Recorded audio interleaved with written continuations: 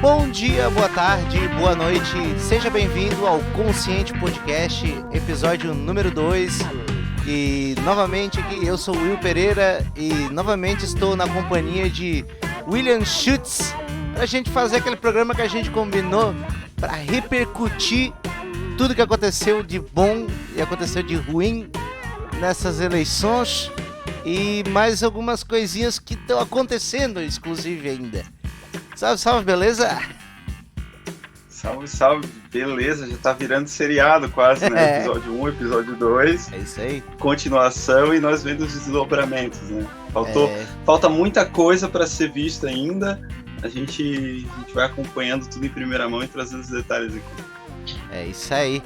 E provavelmente esse programa ele vai sair ali pelas... A gente tá gravando agora às 7h40, vai sair ali pelas 9 e pouquinho. Então vai ter só uma horinha de delay. Então pode ser que aconteça alguma coisa que a gente não chegou a falar aqui, exatamente porque a gente tá com esse gap aí de 1 hora. Porque a ideia do programa nem era para sair na hora, mas pela emergência das eleições, eu resolvi dar esse adianto aí pra gente tentar fazer as coisas meio na hora. Mas depois a ideia é sair em forma de episódio que sejam mais atemporais e tipo, não tenha tanta... não seja tão rápido os acontecimentos, né? Sejam mais amplos, então não precise fazer quase em real time. Mas vamos começar então com aquilo que interessa, com a capa do programa, né? Lula derrota Bolsonaro e é eleito pela 3ª vez presidente do Brasil. Uma frente ampla em defesa da democracia de esquerda a centro-direita, liderada pelo Partido dos Trabalhadores, derrota Bolsonaro e impõe derrota muito grande aos projetos da extrema-direita no mundo. Estados Unidos, Alemanha, França e outros países reconheceram a vitória de Lula. O primeiro que resolveu reconhecer foi o presidente norte-americano estadunidense Joe Biden. Ele emitiu um comunicado, ele parabenizou Luiz Inácio Lula da Silva por sua eleição para ser o próximo presidente do Brasil depois de uma eleição livre, justa e crível. E aí? Tá bola cantada, né? Esse apoio do Biden aí. Tanto é que ele não tinha apoiado o Lula nominalmente, mas na ocasião em que reafirmou a segurança do processo eleitoral brasileiro, já se dava a entender que esse apoio viria, né? O Donald Trump, alguns dias atrás, gravou um vídeo em apoio ao Jair Bolsonaro. Donald Trump, que hoje é uma figura política desgastada, né, depois daqueles episódios envolvendo Capitólio, investigação em cima dele, e esse apoio do Trump e do Joe Biden diz muito sobre o perfil dos dois candidatos que nós tínhamos aqui, né? Sim. Lula bateu o recorde novamente. A diferença ela foi muito apertada, né? Uma decisão bastante interessante de ser acompanhada, né? Sim. Porque até o último minuto a apreensão ela estava ali bastante latente, né? Uma apreensão até o último segundo. Não me recordo de eleições tão apertadas aqui. E outra coisa, né? Depois disso tudo, muitos desdobramentos, né? Falando em apoio e reconhecimento, até o momento da gravação desse programa, mesmo com vários líderes mundiais manifestando o seu apoio ou reconhecendo a vitória do Luiz Inácio, Jair Bolsonaro escolheu o silêncio, né?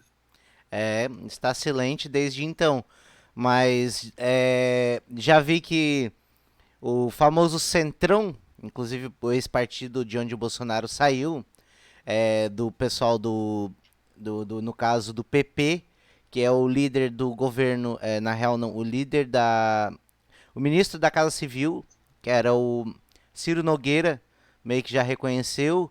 O Arthur Lira, que era o presidente, que é o presidente da Câmara e no momento fiador do governo Bolsonaro, porque é ele que controla o orçamento, né? O orçamento secreto é um laranja do Arthur Lira que controla, né?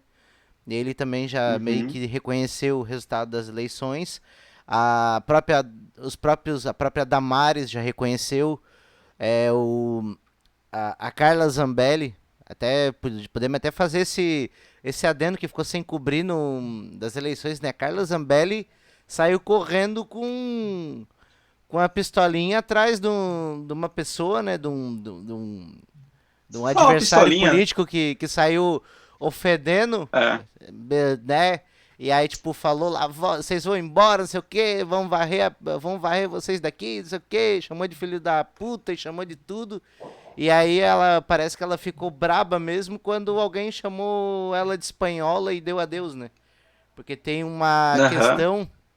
uma questão quanto ao tocante disso aí, é que a deputada Joyce Hasselmann, que não se elegeu, ela falou uma vez aí Uhum. numa entrevista em algum lugar que o, o Bolsonaro perguntou pra Carla Zambelli, porque ela morou na Espanha, se ela tinha sido prostituta na Espanha.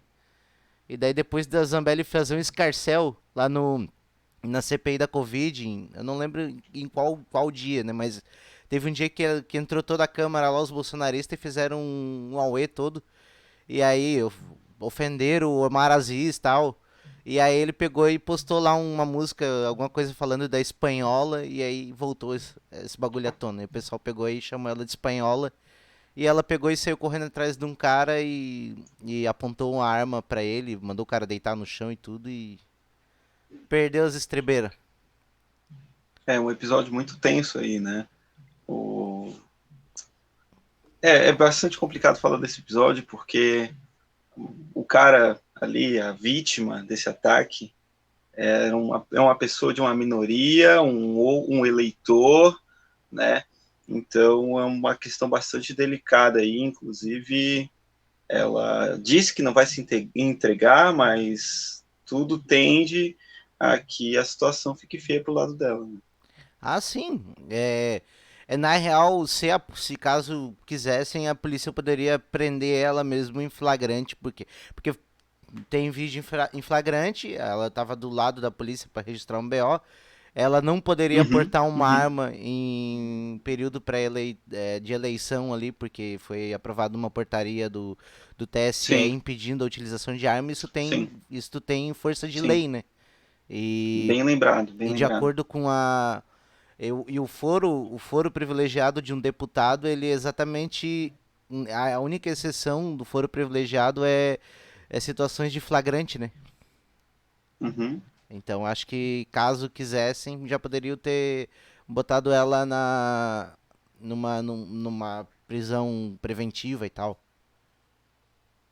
Mais um desses episódios que marcaram a violência desse período Nossa. eleitoral, né? A violência que persiste até o presente momento, mesmo depois. Quem pensava que a tranquilidade viria, se enganou, né? É. Sonhou cedo demais, pois a situação parece que está cada vez esquentando mais, até depois das eleições.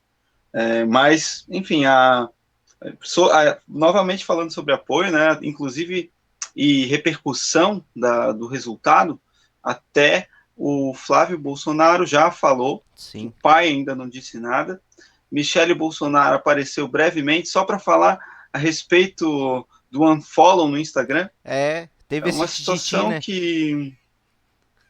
uma Ok, ok, situação que ok. a Michelle ela apareceu só para isso, né? Aham. Isso é bastante tabloide, né? Isso é É. estranho. Ok, ok, ok. Ok, Bolsonaro ok. não segue Michele no Instagram. E aí, ao que tudo indica, é uma confusão entre o Carluxo, né? O cabeça de caixa d'água e a Michelle, né? Que eles não se bicam já há um bom É, tempo. E quem cuida das redes sociais do é, é, Bolsonaro é o filho 02. ela deu essa justificativa, mas ela não explicou o porquê ele faria isso também, né? De primeiro momento, eu pensei que ela tinha sido uma das pessoas prejudicadas naquele problema que aconteceu com o Instagram, mundialmente hoje, né, muitas pessoas tiveram problemas com as suas contas, mas pelo visto não, porque ela não explicou a situação, apenas disse quem cuidava das redes. Então, enquanto isso, ela não repercutiu o resultado, Bolsonaro também não. Eles, por sinal, não foram vistos juntos depois que a apuração ocorreu, né, até o momento. Então, é bastante... É um silêncio que diz muito, né? Um silêncio Ensurdecedor. que fala muito. É um silêncio ensurdecedor. E o Lula, ele virou manchete em vários jornais, alguns dizendo que ele voltou como se fosse uma fênix, né? E realmente, né, tipo, e outros opinadores, outros jornalistas, né, dizendo que com 4 anos de atraso, o Lula ganha a eleição de 2018, ele era devida, né? Porque ele era o líder das pesquisas e ele foi retirado através de um chamado lawfare, né? De uma perseguição jurídica, onde foi quebrado várias leis para prender para prender o Lula provisoriamente. Inclusive foi lhe negado o habeas corpus e tem várias tramóias. E coincidentemente depois o juiz Sérgio Moro ele vira o ministro da Justiça após cometer uma série de justiças em toda a sua carreira. Inclusive, recomendo aí você que está ouvindo o podcast, tem várias reportagens do caso do Banestado, tem também reportagem de um outro caso da Conab, que era a companhia de abastecimento lá do Paraná, que deu umas baita tramóia. O Sérgio Moro, inclusive, chegou a mandar pegar um iate num rancho que fica a 500 quilômetros do mar. A 350 quilômetros do mar, um bagulho assim. Tem várias nulidades cometidas pelo juiz. Inclusive, o próprio Alberto Youssef aí, ele é o Forrest Gump da corrupção brasileira, né? Porque ele tá desde o caso da CC5 lá do Banestado e também foi um grande delator da Lava Jato. É o Forrest Gump da corrupção brasileira.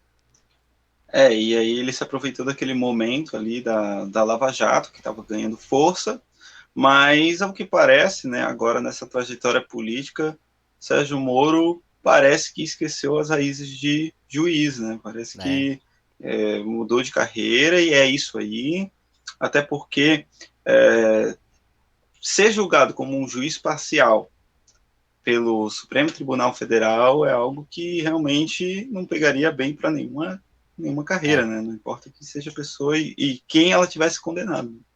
Verdade. Mas passado é passado, a história já tá julgando o que talvez os tribunais demoraram a julgar, então, tipo, vai ser muito trabalho.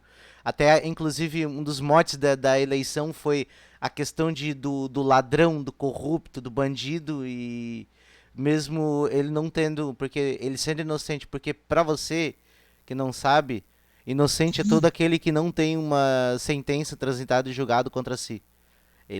Qualquer pessoa que não foi condenada, ela é inocente.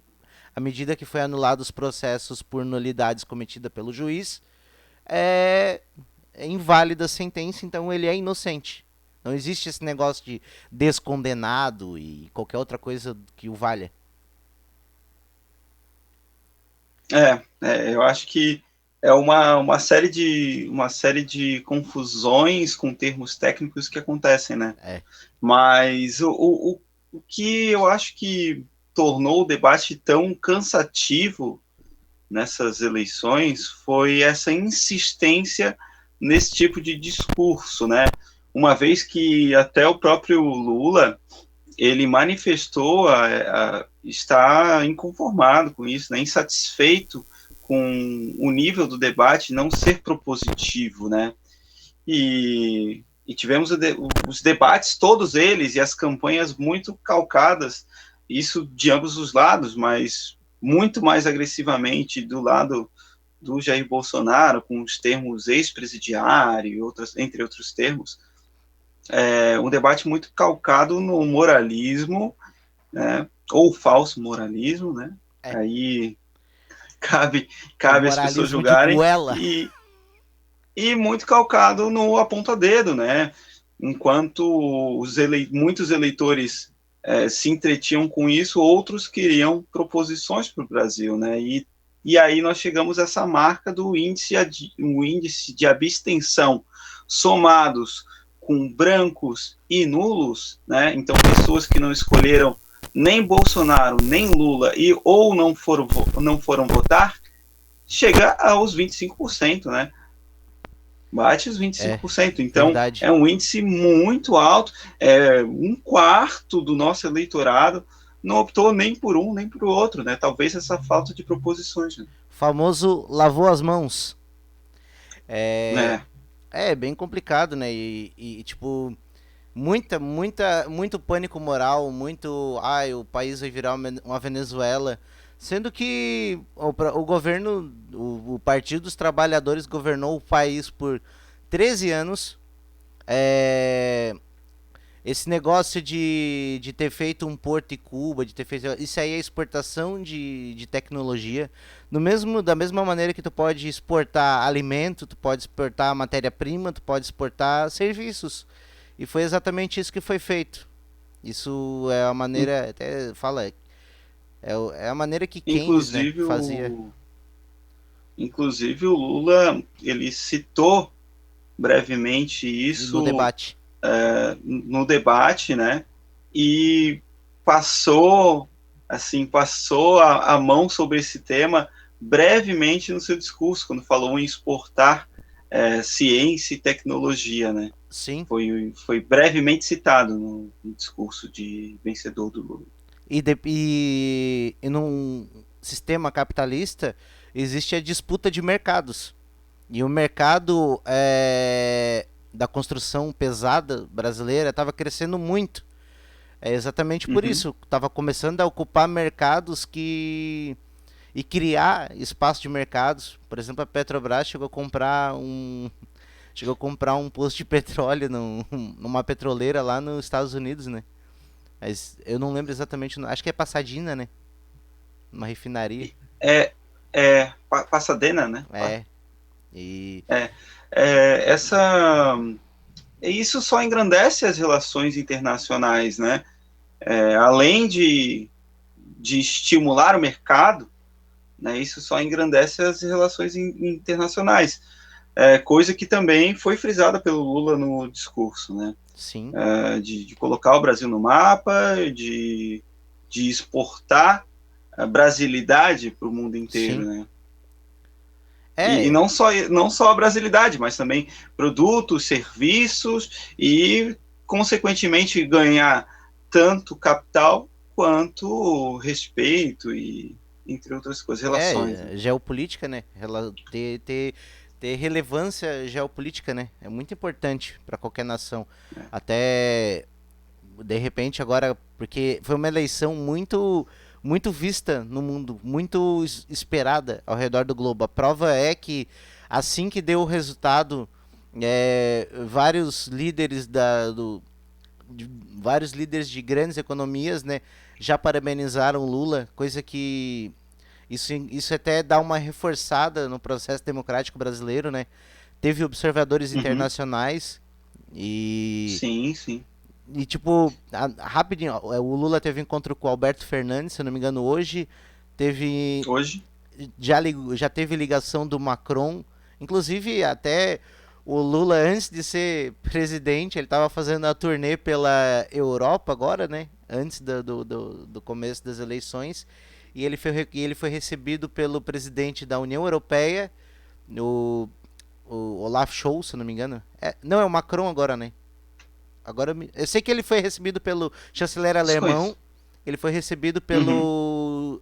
pelo primeiro-ministro da Espanha e foi recebido pelo primeiro-ministro da França. E, tipo, com pompas de líder de Estado. Enquanto o nosso atual Sim, presidente sim. isolado no mundo. Isso mostra a importância. Isso é bem interessante isso, né? O Lula teve algumas agendas fora do Brasil, inclusive na ONU, né? Ele teve algumas agendas fora do Brasil nos últimos meses, de um ano para cá, que dava a impressão assim de que eram líderes de Estado ainda, né? É, Uma percepção bastante interessante, justamente porque relações internacionais não é o forte do Bolsonaro. Não, ele só ele só se relacionava com Erdogan, com, como é que é aquele outro da Hungria, o Orbán, o Trump, era só a galera da extrema direita que tinha Da extrema relação com o direita. Bolsonaro. Enquanto o Lula ele É, era um cara que conversava com todo mundo, né? inclusive o próprio Joe Biden, né, teve um episódio que foi quase que um fiasco, né?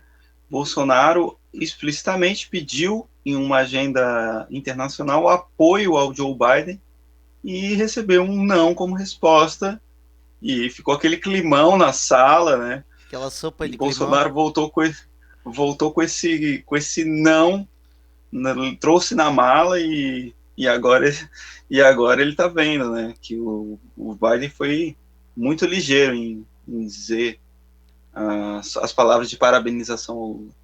É isso aí, né? E aí eu separei algumas aspas do discurso do Lula, que foi um baita de um Tá. discurso, né? Abrangente. Uhum, É... uhum. E aí eu separei Longo. longo, bem escrito. Bem escrito e... Aí a Janja, companheira Janja. Aí ficava virando as páginas do discurso enquanto ele falava, né? Ele começou dizendo que é hora de baixar as armas que jamais deveriam ter sido empunhadas. Armas matam e nós escolhemos a vida.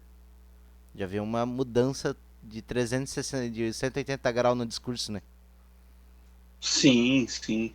O Lula, no começo dos anos 2000, um grande desarmamentista no Brasil, né? Então, é uma pauta que ele defende há muito tempo e sempre defendeu. Muito importante salientar isso, até porque faz um paralelo, né? A Sim, simbologia do Bolsonaro por si só já é uma simbologia de arma, né? é um protofascismo, né? Já dá pra chamar de fascista, né? Tem escritores aí que ele gabarita as 14 características do fascismo, né? É o Humberto Eco escreveu a respeito, e se tu ir lá e pegar a listinha, bate todas. Fecha o caixa, todas elas. E daí ele também meteu Fica a assim, dica para o internauta conferir aí a listinha. Humberto Eco, muito bom. Aí ele disse também: não enfrentamos um adversário, nós enfrentamos a máquina do Estado brasileiro colocada a serviço do candidato da situação, para tentar evitar que nós ganhássemos a eleição. Se o cara for pensar realmente, É, né? O Bolsonaro porque ele gabaritou todos os crimes eleitorais possíveis e passou ileso. o que é bastante estranho, né? Porque teve aquele episódio da proibição das lives de quinta-feira, né?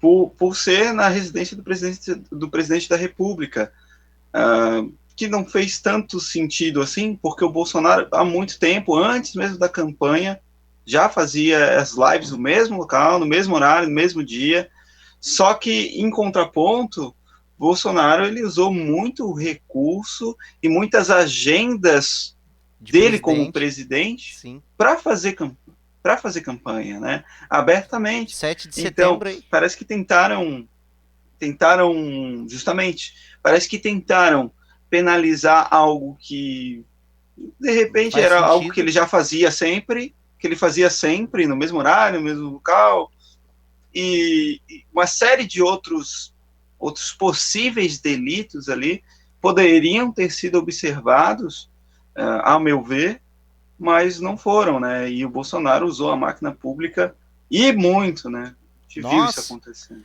ele gastou dinheiro a dar com um pau só agora nesse período eleitoral, dando essas benesses que têm duração até o final do ano, como o aumento do Auxílio Brasil, como o congelamento do preço da gasolina, como também aquele vale para os taxistas, é, Caminhoneiros. caminhoneiros. Teve. E outra coisa, né? Esse é o jogo, né? Tu repete muito uma mentira até ela virar verdade. Desde o começo de 2019, assim que o Bolsonaro foi diplomado, tinha gente na rua gritando fora STF, pedindo AI-5 e minando Uhum. a confiança do STF, sabe? Desde o começo, coordenado. E aí o STF chegou tão queimado no final das eleições que, por exemplo, essa PEC emergencial, ela é, de certa forma, ela é anticonstitucional, porque você não pode alterar é, projetos sociais na véspera de eleição, no ano eleitoral, exatamente para evitar esse negócio de vamos entregar o governo com o tanque vazio, sabe? Vamos entregar o Uhum, carro com o uhum. tanque vazio pro próximo. E Inclusive, os analistas de política já falaram isso lá na PEC dos precatórios, né? também. Das medidas eleitoreiras, né? Medidas eleitoreiras. Surtiram tanto efeito? Não sei, porque no orçamento que é público, já não aparece lá os R$ 600 do Auxílio Brasil. Então ele diz uma Na coisa, LDO, né? mas quando o povo consulta é outra coisa, né? Então, medidas eleitoreiras aí, segundo analistas de política, que vão custar caro, que custaram caro e vão continuar custando caro, né? Outra coisa, O o próprio orçamento. Ciro, Pode falar. Desculpa, te o cortei. próprio Ciro fez uma análise disso, né? Falando que o cenário para o ano que vem, em termos de economia, não é positivo de forma nenhuma. Não. Inclusive, essas medidas agora do final do primeiro e do segundo turno, essas medidas eleitoreiras, elas vão cobrar o seu preço muito, muito em breve, né? Então temos que ver o que o Lula vai fazer para tentar contornar esse problema, porque é um problema que já foi criado, já existe. Ó, por exemplo, tipo assim, tivemos muita fake news, muito dinheiro a Uhum, rodo na questão do orçamento secreto, porque o STF poderia derrubar isso com uma canetada, porque fere o direito à publicidade dos atos do governo. Pelo uhum. fato de ser uma emenda secreta, né? Não, tu não consegue ver a rubrica até ela ser executada, né? Tu não tem acesso do só Sim, depois que ela passa a ser não sabe executada. quem foi que mandou, né, o Nada. negócio. É, manipulação da fé. É vedado, né? Fazer campanha em igrejas e por aí vai. Não é uma coisa muito bem aceitável. Pânico moral aí. Atentado civil, como o caso da Carla Zambelli aí, do próprio Bob Jeff, que esses bagulho aí, muito embaçado.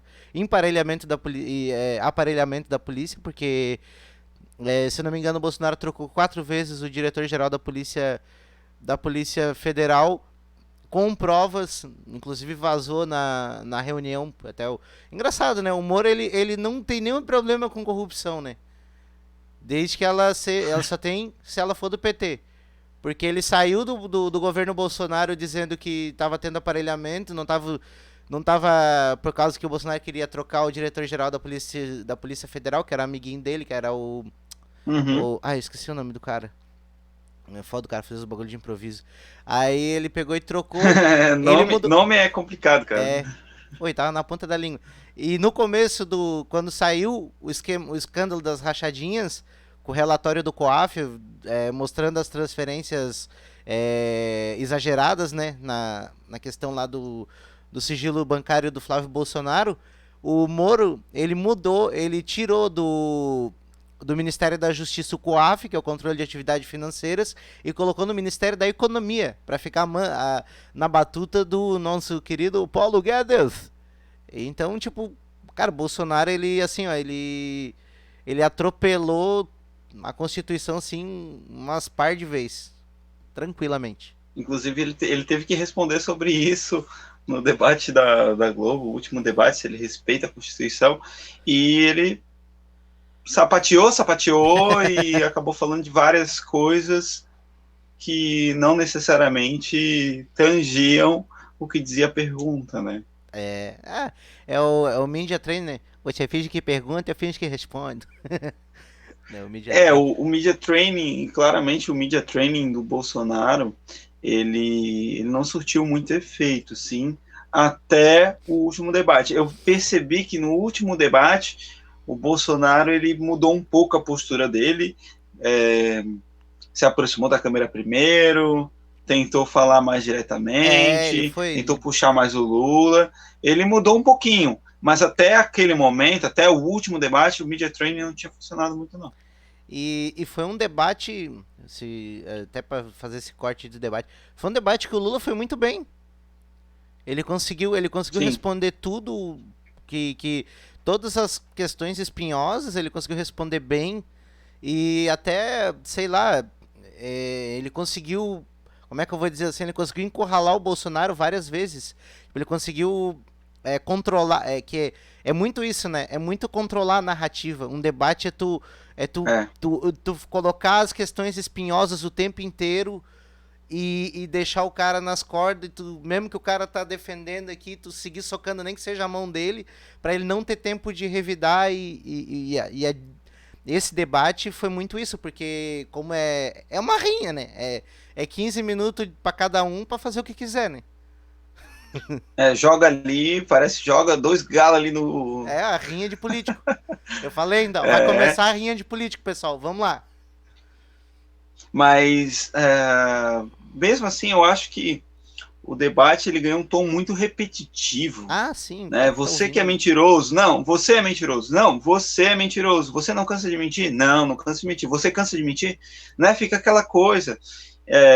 Eu acho que é muito isso que tu falasse, assim, o debate é aquele cara que vai, aquele candidato que Vai dar vai mitada. ditar, né? Ele vai ditar as coisas e eu acho que o Lula ele soube fazer isso nos momentos em que ele não necessariamente ditou por fazer uma pergunta que colocasse o Bolsonaro muito contra as cordas, Mas ele controlou mas a narrativa. quando ele, quando ele insistiu, né, o lance de insistir na pergunta, né, o Bolsonaro ele dava lá aquela sua resposta meio ensaboada, Aham. tentando fugir, escapar, e aí o Lula insistia na pergunta, e eu acho que fez esse comportamento de insistir na pergunta que fez ele Sim. conseguir ter um pouco mais de postura ali no debate, né? Porque ele tocou em pontos muito fundamentais, como o salário mínimo, por exemplo, que o Bolsonaro claramente não conseguiu responder e ficou até agora sem resposta. A gente está esperando aí o Bolsonaro responder essa pergunta.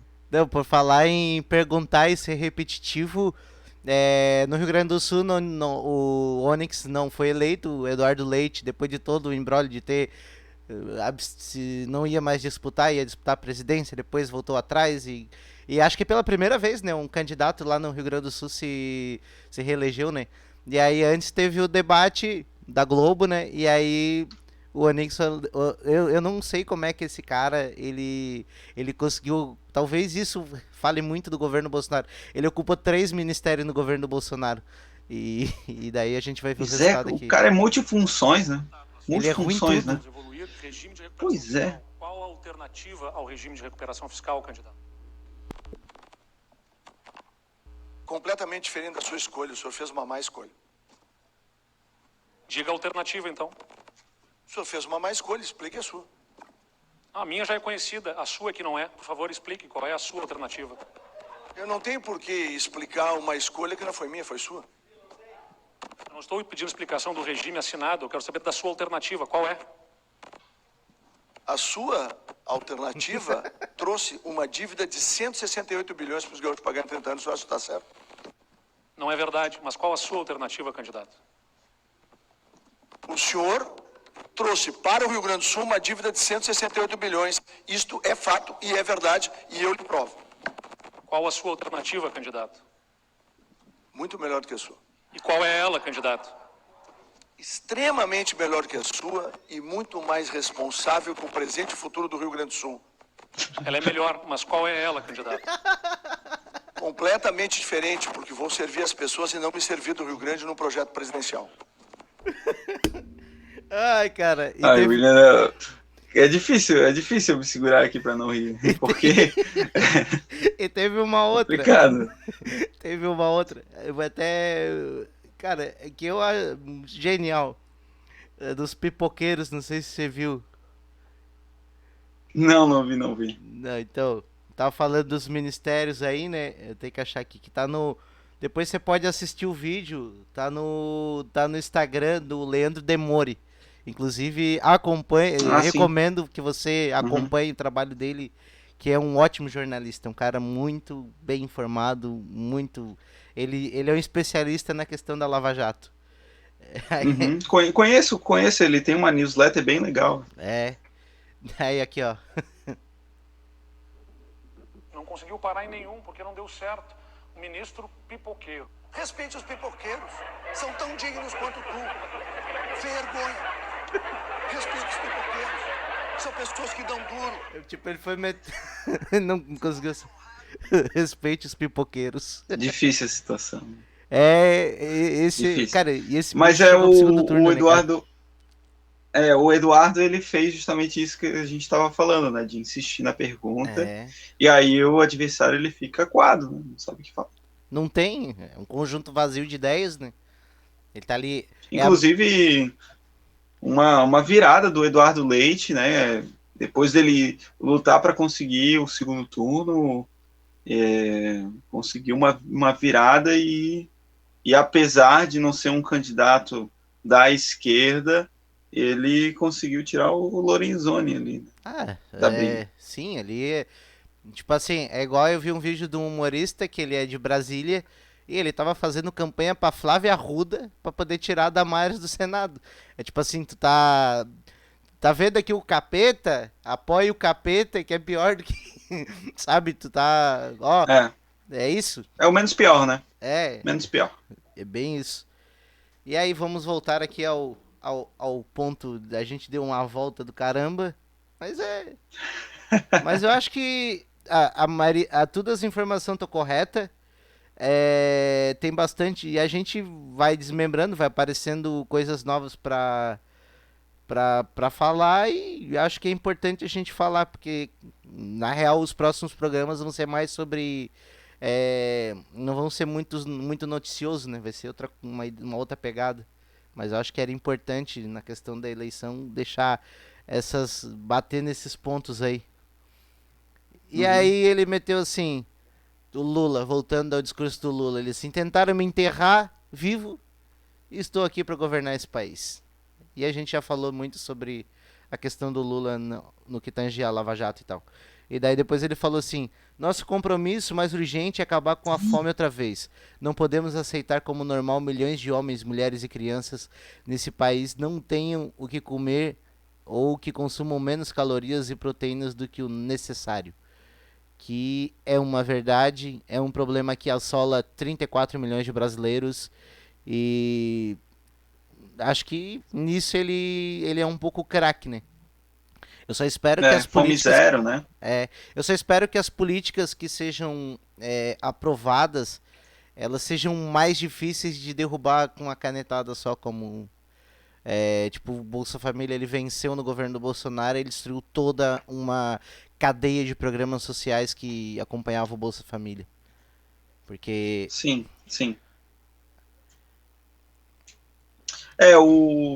Essa questão da fome, né? Ela vem no discurso do Lula há muito tempo, desde a sua primeira candidatura, lá do seu primeiro mandato. É uma questão bastante antiga, ele focou muito nos debates nisso, né? Inclusive trazendo alguns fatos ao público que foram se esquecendo, parece, ao longo dos meses, que precisavam voltar ao debate, né? A situação dos ossos sendo vendidos como se fossem carne, as situações de pessoas comendo cascas em vez de comer frutas, bastante forte esse discurso. Outra situação em que o Bolsonaro não soube se explicar. Então, nada mais natural do que o Lula trazer esse que é um dos aspectos mais fortes dele como candidato desde sempre, né? O combate à fome. E ele demonstra muita insatisfação em ver o Brasil voltando ao mapa da fome. Né? Depois de tanto trabalho para tentar para tirar o país do mapa da fome da ONU e aí nós voltamos aí forte, né? E é bem complicado isso mesmo. E aí, agora eu não lembro o que a gente combinou. A gente vai para a eleição do estado agora. Dá pra passar bem rapidinho. Em Santa Vamos dar uma Catarina. passada, né? Acho que é importante. Em Santa Catarina, com o que já era previsto, aconteceu. Já era meio que bola dada, né? O Jorginho Melo se elegeu e. Atropelou o Décio Lima, né? Não, passou com o carro. Não deu nem pra brincadeira. Não, tipo assim, já tava metade das apurações, já tava quase dando vitória do Jorginho Melo, assim, tipo, a caixa punch. É. Ó, Fê, tu traz a bola e não deixa jogar, pô. Que isso, pô. Pois é. Não foi tipo Barcelona contra, sei lá, contra o a Chapecoense, aquele jogo lá que a única coisa que teve bom foi o chapéu do Apodi em cima do Messi. Foi esperado, né? Bola cantada. O Décio, na verdade, foi até uma surpresa, né? A gente não tinha comentado isso no programa anterior, É mas verdade. o Décio ele foi uma surpresa, porque no primeiro turno nós tínhamos aí Espiridião Amin, que é o nome antigo da Sim, política, cacique. nós tínhamos Jean Loureiro, nós tínhamos, né, candidatos que estavam muito O bem Moisés, cotados, que era o do assim. governo. O próprio Moisés, é verdade, o próprio Moisés envolto naquelas polêmicas que todo o Brasil inteiro viu, né? Então acabou não tomando força, mas nas pesquisas é muito interessante porque o Décio ele aparecia atrás desses candidatos todos. Ele aparecia atrás do Jean, ele aparecia atrás do Amin, ele aparecia atrás do Moisés e parece que não sei avaliar tão bem se foi isso, mas nós vemos um cenário muito espelhado das eleições nacionais, né? Sim. Com PL e PT repetindo os resultados aí de segundo turno em vários estados. E depois do comício do Lula em Florianópolis, né? Que foi muito falado, né? Na semana pela região aqui, o pessoal comentou bastante, muita gente foi, muita gente comentou. Depois daquele comício, parece que o Décio ele começou a ascender nas pesquisas, né? Assim como, né, o próprio Dário, que foi o candidato do Lula senador aqui, o Lula apareceu com a mão do Dário assim para cima e tal. O Dário não aparecia nem um pouco cotado e ali ele foi o segundo colocado atrás do Safe, que ganhou de lavada também, né? Mas o ponto é que o Décio foi uma surpresa, né? Eu acho que tem muito. É isso aí que tu falou, mas eu também acho que é a questão como tu falou também, do voto nacional. Quem votou no Bolsonaro aqui em Santa Catarina, basicamente votou na legenda. Clicou 22 e jogou. E jogou. Só meteu 22 e deu, vai tudo voto pro partido. A prova é que É muito fácil, né? os 2, 2, candidatos. 2, 2, 2, 2, 2, vai. Tipo assim, os Vai. maiores candidatos pra Câmara foi do PL, a Câmara Estadual PL, governador mais votado PL e presidente PL. E o senador também, assim, com uma larga vantagem em cima do segundo. Foi acachapante, né? O Jorge Safe, né? Que era ministro, era secretário da Sim. Pesca, que disse que, como é que é lá, os peixes lá, agora eu esqueci a frase que ele falou, que os peixes são espertos e não vão cair no óleo, que teve lá no Nordeste. Uma piada, né? Mas E aí, realmente, assim. e aí também a questão, a gente só não teve dois candidatos de direita no segundo turno, acho muito pela questão da pulverização. Por exemplo, assim, o Moisés já era bola dada que provavelmente não iria mesmo porque ele estava muito queimado, como tu acabou de falar. E, por exemplo, se vamos fazer uma suposição que o Amin compusesse com ou ele compusesse com o Jean. Tipo assim, sei lá, ou o Amin não fosse candidato pro. Mas ele também ele não faria isso porque ele foi senador eleito em 2018, então ele teria mais 4 anos de mandato, então ele não teria como concorrer para outro cargo, né? Mas, tipo, se eles fizessem se um deles não concorresse, se o Jean pensasse, pô, vou ficar mais 2 anos na prefeitura e vou tentar ser forte em outro, ou o Jean saísse para um cargo que não fosse do executivo, alguma coisa do tipo, tivesse que resolver, sei lá, partir para a carreira legislativa e tal. E a gente teria dois candidatos de direita, porque provavelmente o Amin pegaria aqueles votos do Jean para ele e provavelmente o Décio não chegasse. E daí tem a questão do voto partidário, né? Que, por exemplo, assim, muita gente votou partidário na eleição nacional e na eleição estadual. Então, tipo, foi meio como tu falou, um espelho. Eu trouxe só esse outro elemento aí pra gente conversar sobre isso. Ah, sim, com certeza. Tivemos várias surpresas, na verdade, É. né? Quem diria que o Espiridião, ele tivesse uma... Não me lembro de cabeça, mas eu estava lá na cobertura da apuração e um assunto muito comentado foi esse Derrocada. desempenho do Espiridião, né? Uma família que tradicionalmente é da política local e teve um desempenho muito acachapante, né? Uma derrota muito forte. Inclusive o Jean Loureiro também era um nome que vinha com muita força. Complicada a situação dele, porque ele renunciou à prefeitura de Florianópolis, se candidatou e teve uma votação que não foi satisfatória, né? Não Não, foi não. nem para o segundo Acho turno, que foi mais pra se né? apresentar pro Estado, né? Parece que muita gente. Mas o cara. A gente coloca isso em debate, né? Porque o cara é prefeito da capital, né? Ele está sempre nos noticiários a nível estadual, né? Imagino que, de certa forma, o nome dele está na boca do povo, né? Só que eu acho que é por isso que impressiona, né? Porque o cara é prefeito da capital, se elegeu no primeiro turno, nas eleições municipais, Foi muito né? bem Então ele votado, né? tinha muito bem votado, uma taxa de aprovação considerável em Florianópolis.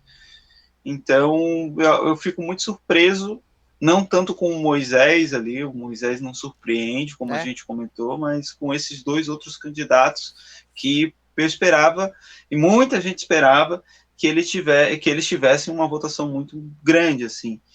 O Jean, ele foi muito votado em Palhoça, ele foi o segundo mais votado em Palhoça, depois do Jorginho Melo, né? Então, o município de Palhoça, que está bem próximo da capital, votou muito nele. Só que parece que essa pulverização da campanha, do nome dele, de espalhar o nome dele pelas outras regiões próximas, não funcionou tão bem. Não sei se por motivos de falhas da divulgação da campanha, não sei por qual motivo, né? Se foi uma questão mais ideológica ou se foi a legenda. É uma série de é fatores, os dois. talvez. É a legenda e a legenda ela vem pela questão ideológica, né? Porque, por exemplo, assim, ele foi um senador governista muito atuante na questão da CPI, defendendo o uso de cloroquina, falando muito de Sim, rancho queimado, e sim. inclusive até teve uma denúncia da questão da prefeita de Rancho Queimado usar da máquina pública para fazer campanha pro presidente Bolsonaro. Tivemos muitas empresas Uhum. catarinenses sendo autuadas por compra ilegal de votos, toda compra é ilegal, né? Não sei porque eu falei isso, mas por compra de votos, né? Próprio questão da campanha do Beto Carreiro lá, teve uma empresa de barcos aqui que foi autuado em R$ 300 mil também por comprar votos, né? Foi bem complicado essa questão aí da compra de votos. Essa Santa Catarina, né? Pessoal, É. Inclusive, a Santa Catarina teve uma ampla vantagem bolsonarista, como era de se esperar, né? Mas falando do Jorginho Melo, o Jorginho. é engraçado, né? Porque depois de tudo que aconteceu na pandemia, é tragicômico ver que um senador que defendeu medicamentos sem eficácia comprovada e acabou surfando ali na onda do Bolsonaro no PL, acabou se elegendo com uma larga vantagem, né? Então a gente vê que esse desconhecimento, talvez, eu acho que há muito desconhecimento por parte do eleitorado, justamente pelo que o próprio pessoal do cartório eleitoral fala, de não saber em quem que vai votar, qual número, qual candidato, vota na legenda e é isso, né? Mas se bem que, por outro ângulo, a gente vê que o bolsonarismo, ele tem as suas raízes muito fortes na localidade, e outro aspecto é de que realmente eles realmente acreditam que aquela questão da autonomia do médico, toda Então, aquela série de argumentos que o Jorginho deu na CPI, que o Bolsonaro dá recorrentemente desde 2020, são verdades, né?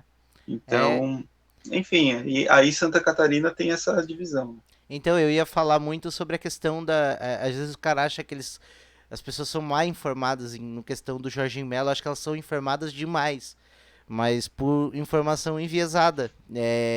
Aquela famosa meia-verdade que é alterada para fazer sentido. Por exemplo, até aí, muito relacionado com o que a gente falou no episódio passado, da questão da Jovem Uhum, Pan, de outras emissoras, sim. como a Rede TV. A Jovem Pan Uhum, chegou a abrir rádio, chegou a abrir uma emissora de hard news aqui em Santa Catarina. uhum, Isso uhum. muda muito, né? E como ela agiu como uma imprensa régia do governo, isso faz que as pessoas fiquem informadas demais, porque assim, ó, elas olham a fake news no Zap, e bem ou mal, até quem é jornalista creio que faz isso, porque não tem fontes em qualquer lugar do Brasil para checar, então tu vai confiar na credibilidade da emissora.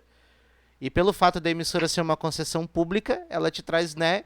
Tu vai checar em veículos que sejam, de certa forma, fazendo a brincadeira da rede social, tenham verificado, tá ligado? Tipo, que tu vai olhar uma notícia, se deu na Globo, se deu na Record, se deu, sabe? Então daí saía muita fake news de Zap que era, de certa forma, confirmado por emissoras com esses vieses mais conservadores que resolveram adotar, alguns até extrema-direita que resolveram seguir essa linha de comunicação, então meio que dá o check da informação. Veio no Zap, vou lá olhar na Jovem Pan pra ver se deu. Aí tu vai lá, tá, inclusive um abraço aí pro Guilherme Fiuza, pro Augusto Nunes, pro Caio Coppola, que eles foram demitidos da Jovem Pan. Sinalizando que a Jovem Pan vai mudar um pouco o discurso, vai deixar de ser extremista e vai tentar adotar uma linha mais. Provavelmente vai continuar sendo de direita, mas ela tirou os doidinhos de bairro.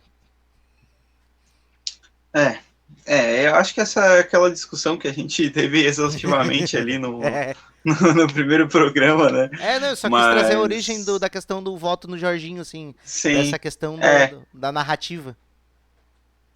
salientando, né, novamente, se quem não assistiu, volta lá no primeiro programa, a gente falou, Pra a caramba. gente até se estendeu aqui, A né? gente até foi repetitivo, pá. Mas acho que certas coisas a gente precisa repetir, né? Sim. Enfim, essa questão da desinformação pega a minha experiência como jornalista no dia a dia, né? E também pega algumas vivências que eu tive conversando com eleitores. Então, em algumas conversas, eu via senhorinhas que não precisavam votar, mas decidiram votar no Jorginho porque o Jorginho aparecia na televisão sabe, e Aham. simpatizaram com o Jorginho por alguma forma e não por ele ser bolsonarista, né? Isso acontece também, a desinformação, né? Nem sabiam que o Jorginho tinha defendido lá a cloroquina, não sabiam de todo o histórico do candidato. Então eu de fato conversei com algumas senhoras assim que votaram no Jorginho por mera escolha, né? Não Entendeu? aquela Gostou? mas também tem. Eu, Gostou. eu voto, Gostou, eu foi com a voto no mais cara, bonitinho. assim. Eu gostava do Almir dizendo. Eu voto no mais Pois é, bonitinho. né? Pois é, tem eleitor assim que chega ali no momento do. Inclusive, o Francisco Claudino, o chefe do cartório eleitoral, fala que isso é muito comum. felizmente nesse segundo turno a cola da parede dos cartórios eleitorais era menor, né? Porque no primeiro turno eu vi, testemunhei muita gente lá procurando o númerozinho, vendo o nome, né? o nome do candidato. É complicado. Atrasa muito, né? Foi bem rápido a votação, não deu fila, não deu nada, né? Aconteceu que o próprio cartório eleitoral e o próprio TRE, eles orientaram uma série de medidas, entre elas intercalar os eleitores prioritários e os eleitores comuns. Então, não teve fila, eu até fui em 6 colégios, fui de um lado para o outro aí fazendo cobertura e foi muito rápido, assim, quando eu vi, 2 horas da tarde já acabou tudo, porque estava muito tranquilo, não tinha muita gente, pessoal andando tranquilo nos corredores, foi uma votação bem mais tranquila, e até por isso que o resultado veio mais cedo, né? Sim. Ali antes das 8 da noite todo mundo já sabia. Verdade. E aí vamos pro pós-eleição. Começado ali mais ou menos meia-noite. Os apoiadores do Jair Bolsonaro, eles convocaram os eleitores para protestos, fecharam BRs, e não sei ainda se está fechado até o fechamento desse programa, até quando a gente começou a gravar ainda tinha gente na rua. E eles afirmam que só vão liberar quando as forças armadas tomarem conta. E aí tinha um monte de pessoal assim, fechando, fazendo churrasco na frente da van. E assim, relatos de, por exemplo, eu vi numa publicação de um, se eu não me engano, acho que foi do Top News, daquele jornal daquele debatedor que participou conosco no Balai semana passada. Aí teve uma moça que comentou dizendo assim, uma senhora, se a minha filha tá há 9 horas na fila e ela falando desesperada do problema. Eu não lembro exatamente o que ela falou e tal, mas sabe, um relato bem complicado assim, teve mais gente que queria ir pro hospital e coisa, ver parente e trancado. Até o meu cunhado, ele tinha médico marcado no centro. E ele não conseguiu pegar um Uber pra ir, não conseguiu pegar um ônibus, porque tá tudo trancado. E ele foi de bicicleta. Daqui do Caminho Novo Nossa. até Florianópolis de bicicleta. Que situação. Eu, inclusive, vou deixar a dica aí pro pessoal. Palhoça tá com diversos pontos ainda congestionados. E eu vou deixar a dica para o pessoal acompanhar aí no @palhocense, no palhocense.com.br, pois acompanhamos exaustivamente mesmo hoje essa situação de perto, registrando tudo nos detalhes, e os pontos de paralisação eles foram aumentando com o passar do dia. Então, chegou ao ponto dos manifestantes montarem acampamento mesmo, tendas e decididos a ficar. Mas sabe, Xará, uma coisa que eu vi e ouvi das próprias lideranças, eles não se autodenominam assim, dizem que não há nenhum líder ali, mas sempre tem alguém que fala mais alto, alguém que puxa então, o coro. até tem uma coisinha para colocar nessa questão. Teve as manifestações de 2018, né, que foi até muito ligada ao exército e tal.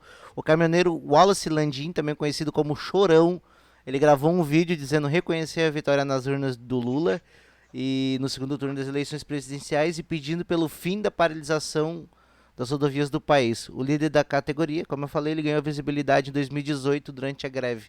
Então, tipo, é um movimento, acredito eu, que patronal. Completamente oposto àquilo que rolou em 2018, outras motivações, outras coisas, mas parece que com desdobramentos um pouco parecidos no cotidiano da população que está vivendo aí.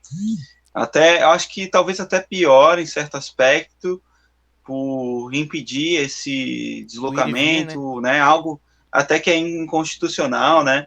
Mas um ponto interessante que tu mencionasse aí em termos de exército, né, que eles dizem, tem um vídeo muito famoso de uma pessoa falando que tem 72 horas para o exército tomar conta, né? Esse vídeo bombou aí nas redes sociais. Liguei para alguns manifestantes hoje, tentei falar com alguns, bastante complicado até o diálogo com eles, assim, inclusive uma equipe de reportagem da Band, até o momento tinha sido a única equipe de reportagem que se aproximou um pouco mais, ficou bem próxima deles, porque a PRF de fato estava fazendo a segurança da equipe, pois estava até um pouco complicada ali a situação, eles estavam atirando pedras, fazendo uma série de coisas ali, mas essas pessoas, elas disseram primeiro que não há lideranças, apesar de algumas pessoas falarem um pouco mais alto ali, falarem que o oposto daquele vídeo que circula muito, que eles não estão esperando necessariamente algo do exército, talvez alguns estejam, mas nem todos, parece que há um desacordo, mas que estão esperando um posicionamento do Jair Bolsonaro. Como a gente falou aí no começo do programa, permaneça calado. Fontes dizem que talvez ele está ali cogitando falar sobre a eleição do Luiz Inácio na quarta-feira, mas de lá até lá a gente ainda vai ver algumas surpresas acontecendo, né? Ele se reuniu hoje com alguns ministros da sua confiança e até agora nada, né? Ele também foi ver a auditoria das urnas, enfim. Bolsonaro ainda não falou nada e muitos manifestantes estão dizendo que só estão esperando Bolsonaro falar. Não, e assim, né? Na quarta-feira começa a transição pro novo governo, né? Sim. E ela independe da vontade do Jair Bolsonaro. Claro que seria muito melhor se ele colaborasse com a transição, porque aí fica mais fácil. Mas o que diz é que a própria Gleisi Hoffmann já afirmou que ela já só está esperando das 48 horas e vai começar com ou sem a anuência do presidente e vai fazer com que a lei se cumpra, que a transição é 48 horas após o término do pleito, né? Então, um abraço. Vai começar aí mesmo, querendo ou não. Até porque é muita coisa para ver, para ver o rombo, para ver como é que vai ser as primeiras medidas do governo eleito, né? Tipo, geralmente diz que os primeiros 6 meses é que tu faz tudo no governo, né? Então tem que estar bem afinado e quem é mais cotado para liderar essa transição é o vice-presidente Geraldo Alckmin.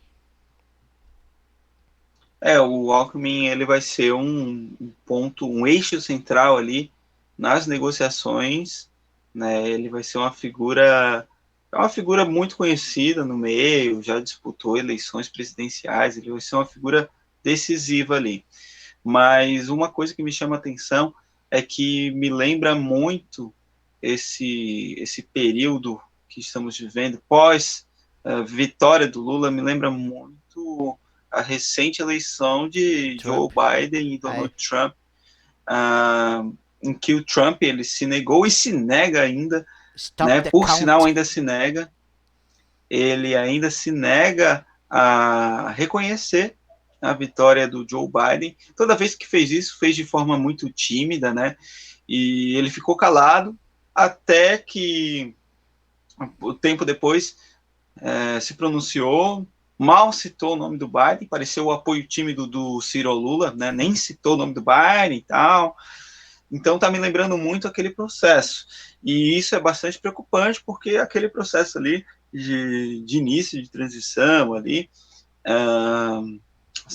ele culminou, né, no Capitólio, na invasão ao Capitólio. Agora nós estamos vendo aí uma revolta por parte de um segmento da sociedade, e é bastante preocupante, porque lá já aconteceu um atentado, aqui em várias regiões do Brasil, 18 regiões, se eu não me engano, está acontecendo isso agora, e é bastante preocupante, porque as memórias que a gente tem são memórias de muita violência, né? Sim. Inclusive já tem registro de violência. Tipo os motim, teve aquele motim lá no Capitólio, né, na hora de fazer a contagem dos delegados, né? Que a eleição lá é meio diferente, tu faz a votação e aí cada estado tem um número de delegados e aí os delegados vão depositar o voto na urna lá porque é distrital, né? Uma outra dinâmica, né? O voto americano. E aí teve aquela galera que é muito da onde o Olavo de Carvalho formou a direita brasileira, que é o QAnon, que é aquelas teorias da conspiração que, por exemplo, diziam que tinha lá um negócio, uma pizzaria que era do Partido Democrata, que tinha no sótão, no porão, que eles comiam criancinha e pá, essas paradas muito bizarras. E aí, tipo, meio que foi importado com esse negócio. É igual a história da Damares, que foi muito mal explicada, a questão da Ilha de Marajós, né? Que ela falou das crianças Ai, lá. nossa, cara. Denúncia sem provas, né? E que Inclusive, complicações para ela. E aquela história, tipo, ela tá no 4chan desde 2010, dessa galera já rodava, tipo, bagulho totalmente teoria da conspiração da internet. A própria questão do Bolsonaro com as venezuelanas vai pra essa toada do pânico moral, né? E eles usaram muito bem, eles instrumentalizaram muito bem esse discurso nos Estados Unidos, a ponto de ter aqueles caras chifrudo que subiu lá, aquele maluco do chifre que foi preso, e, sabe, fanatizar o pessoal a ponto deles ter um pouco de descolamento da realidade factual, né? Porque, tipo, é que nem o Trump falou, tipo assim, como é que é? If I shoot somebody on the street, I would lose any votes. Tipo, não vai perder nenhum voto. Ele pode matar uma pessoa na rua, balear uma pessoa na praça pública. Isso é a frase dele. Eu posso balear uma pessoa na praça pública, eu não vou perder nenhum voto. Ele falou isso. E é realmente isso mesmo, porque o ponto o fanatismo dos candidatos fazerem o que quiserem, né? Exato. E sempre há uma justificativa, né? Tipo, se os caras for ver, assim, a própria questão do Bolsonaro, os caras baterem tudo, imagina. Eu fico pensando na questão do Lula, imagina se vazasse um vídeo do Lula dizendo que comeria um índio cozido com banana. Uma grande polêmica aí dessa reta final do... Inclusive, bastante tumultuoso essa transição de primeiro para o segundo turno, né? Muita polêmica surgindo ali no final, e o Bolsonaro, pelo contrário, não perdeu, ganhou força, né? Pois é, muita complicação. A gente teve o presidente da Caixa, como é que eu vou dizer? Ele foi afastado, ele se afastou, né? Ele se afastou por assédio, denúncias de assédio. Por assédio. O ministro do Meio Ambiente, ele também se afastou porque teve corrupção lá. Com compra ilegal de madeira, contrabando de madeira, e o delegado da polícia que fez a denúncia, que fez a maior apreensão de madeira ilegal, e ele foi afastado, não, ele foi transferido para o Rio de Janeiro, ele saiu de lá da Amazônia e foi transferido para o Rio de Janeiro. Aí tivemos e vai continuar lá como se nada tivesse acontecendo, né? E aí a gente teve ultimamente aí a questão do Milton Ribeiro, que foi afastado também por denúncia de corrupção, com áudios.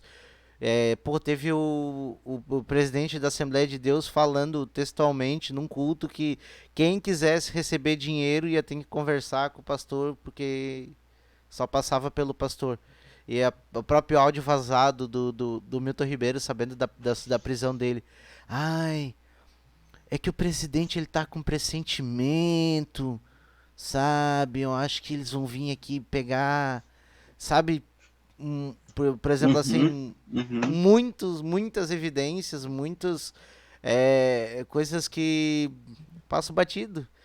O próprio áudio dele dizendo que facilmente condenariam alguém, né? Sim.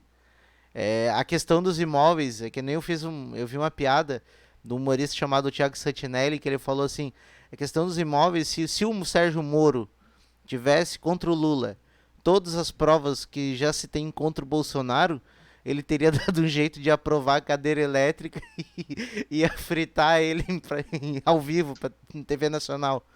Mas, tirando essa piada aí, mas é meio que isso, sabe? Tipo, parece que esses líderes de extrema direita, eles podem fazer o que quiser e o povo apoia cegamente, como se fosse um messias mesmo. Aí do cara veio a calhar E, de ter o né, nome de Messias no meio. então, é uma coincidência, né? É. Mas, mas a gente vê, fazendo paralelo, né, com o Lula, não me recordo de uma polêmica do Lula nessa reta final aí de eleições, né? Enquanto o Bolsonaro que continuava crescendo ali, o Lula, né, ele cresceu ali poucos por cento, mas não me recordo de alguma polêmica envolvendo o Luiz Inácio. Então, é justamente isso que a gente falou, né?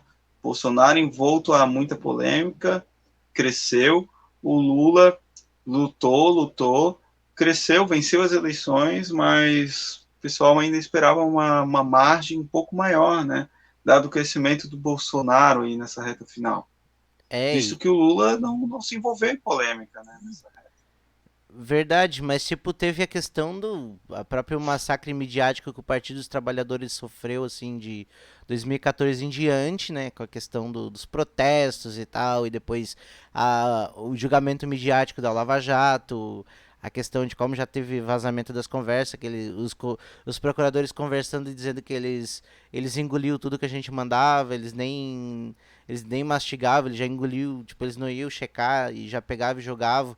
E isso vai criando uma aura de que o partido é um partido das trevas, né? E aí, com a cooptação da extrema-direita, pela extrema-direita, das igrejas neopentecostais, foi criando também a questão de que a esquerda, é aquela tese importada do QAnon, que a esquerda come criancinha, que a esquerda é a favor do aborto, que a esquerda vai botar um venezuelano para morar na tua casa, que a esquerda vai botar como é que é? Vai fechar as igrejas, vai cimentar as igrejas, que eu sou totalmente a favor, mas infelizmente o Lula não vai fazer.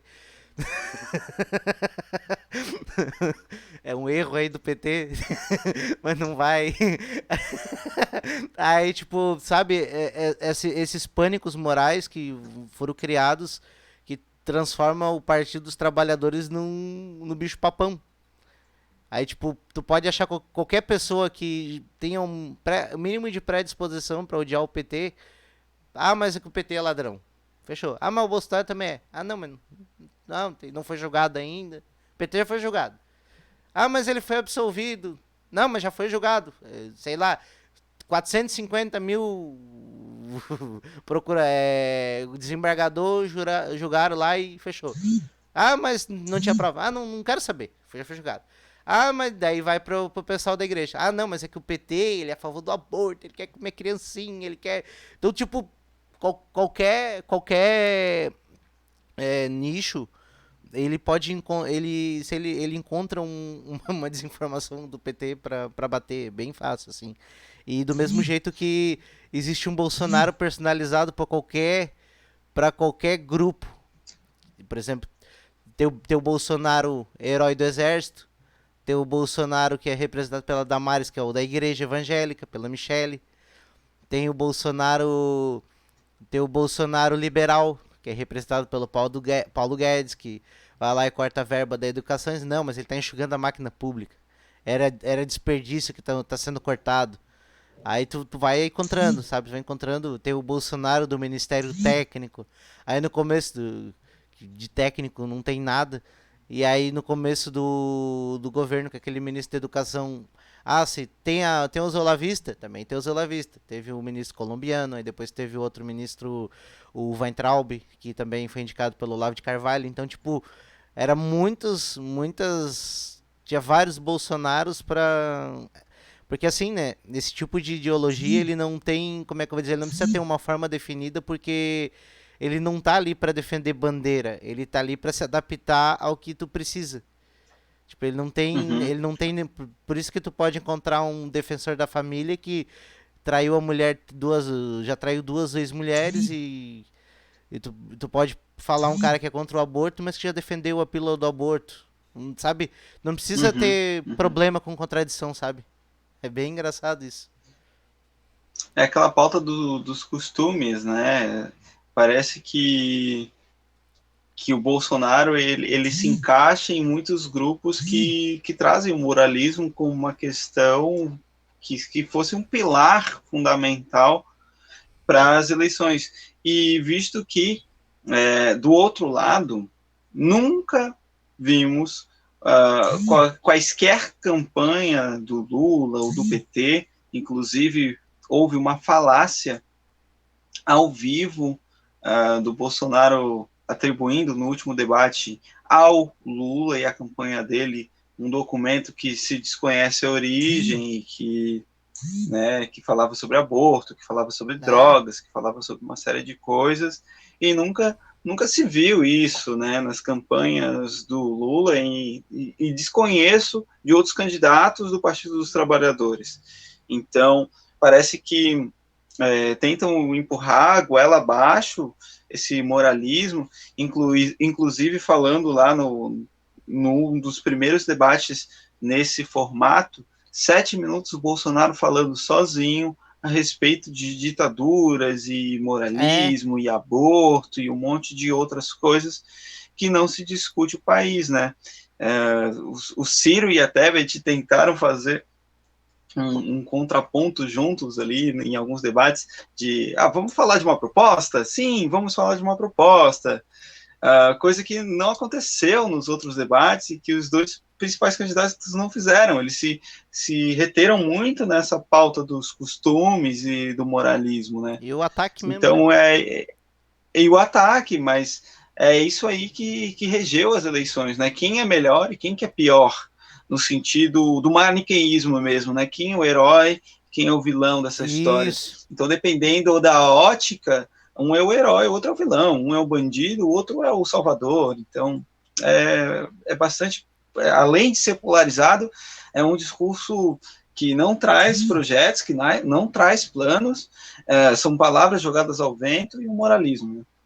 Sim, tu olha e tu não olha questões materiais, né? Tu não olha a crise na economia, a inflação alta, o número de pessoas passando fome, o isolamento internacional do Brasil, que só consegue conversar com países que são minúsculos, a diplomacia brasileira, o Brasil virou um pária da sociedade, não consegue, xingou China, xingou a França, xingou os Estados Unidos, não conseguiu dialogar com ninguém de maneira aceitável. A única vez que conseguiu fazer alguma coisa internacional com um país que não fosse uma ditadura foi o proselitismo com a morte da rainha lá, que foi lá encostar, cumprimentar lá, dar um aperto de mão no dedo de salsicha lá, o rei Carlos. Então, enquanto o Lula também chamou atenção para isso, né? Essa foi outra questão falada mais de uma vez para o Lula, né? Enquanto o Bolsonaro não foi no leito de morte de ninguém, das quase 700 mil pessoas que morreram aqui no Brasil por Covid-19, não foi ver uma família, ele foi lá, né, cumprir um suposto papel diplomático de visitar o funeral da rainha da Inglaterra, com quem ele não tinha a menor relação. Nada. Não faz nem sentido, completamente deslocado naquele espaço e fazendo campanha política naquele espaço, né? É bem isso. Tipo, morreu a velha, né? Pois também perdi minha mãe aí, mas fazer o quê, né? Não sou coveiro. Bagulho assim, foi pra, sabe, totalmente descolado. Até, eu tinha uma parada pra falar, mas enquanto eu tava falando, eu perdi o fio da meada.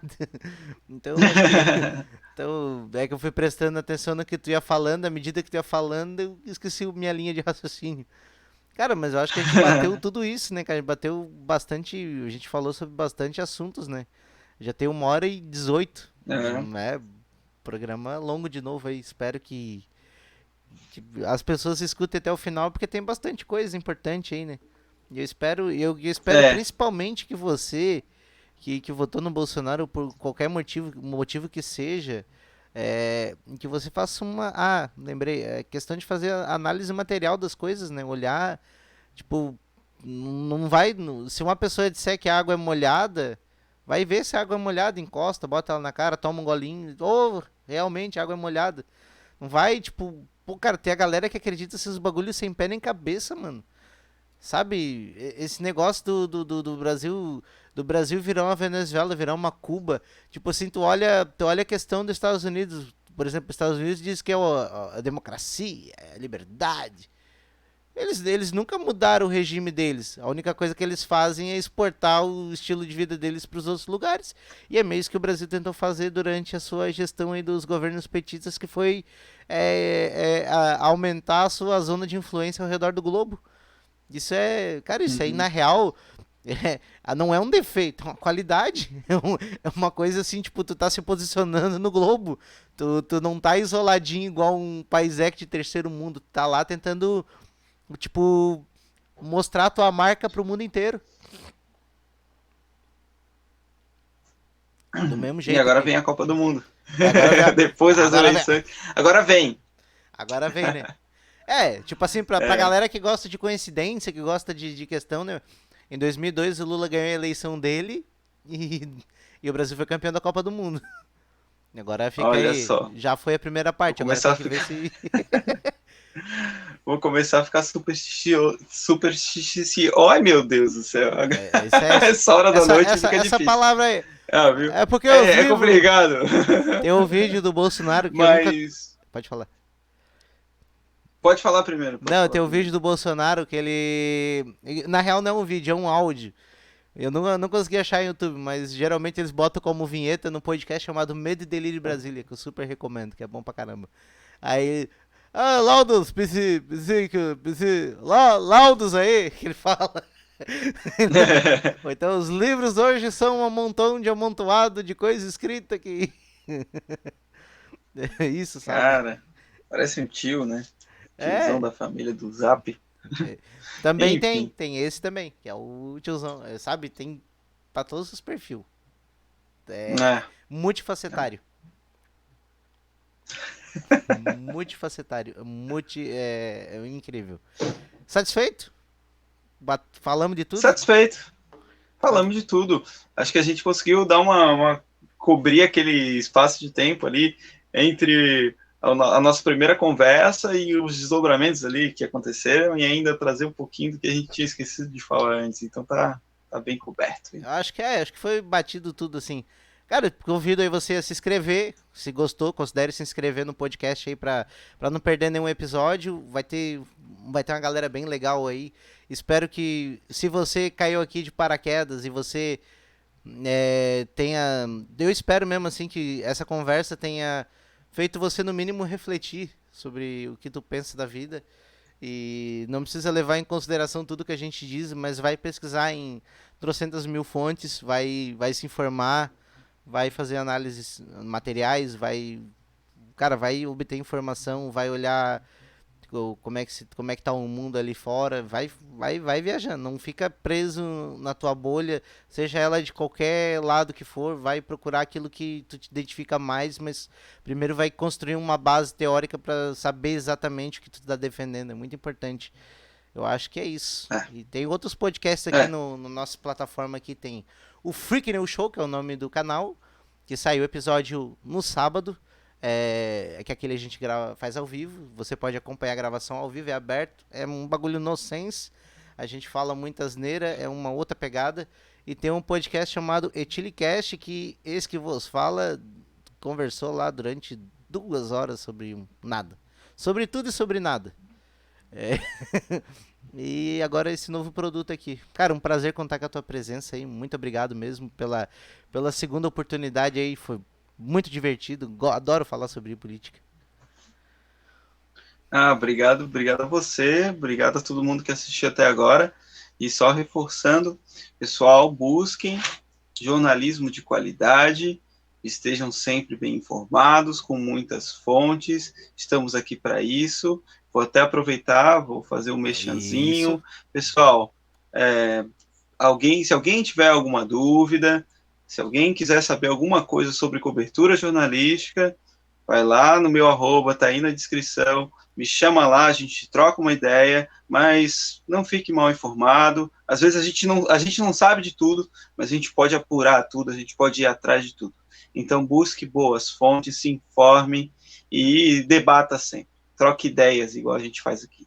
Muito obrigado a todo mundo E valeu, Xará. É isso aí.